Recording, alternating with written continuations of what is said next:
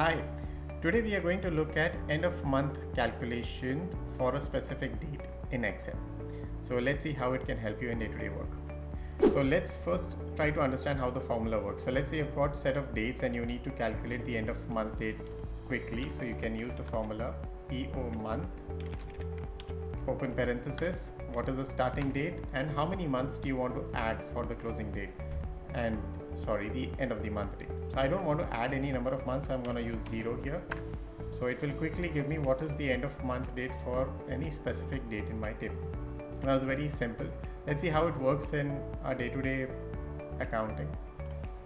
Now, a very common scenario when you are issuing invoices on credit to customers, you are calculating the due dates. If the payment terms are simple like 10 days, so you can simply do invoice date plus the pay number of days you want to add and it will calculate the due date for you. But what if the due date is 30 days from the end of the month in which the invoice was issued? Now this has been some requirement from many of our clients, so that's how we know it. So let's say I'm issuing invoices throughout the month of July, but my due date is from the end of the month, 31st of July, 30 days from that date.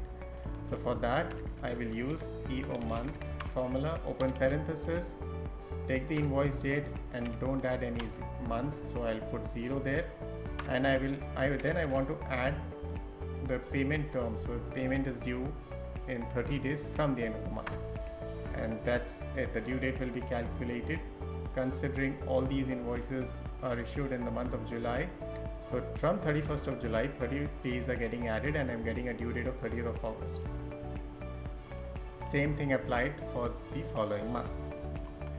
Try it out, see how it works for you. If you liked it, give it a thumbs up, follow, subscribe to the channel for more videos. Thank you and have a nice day.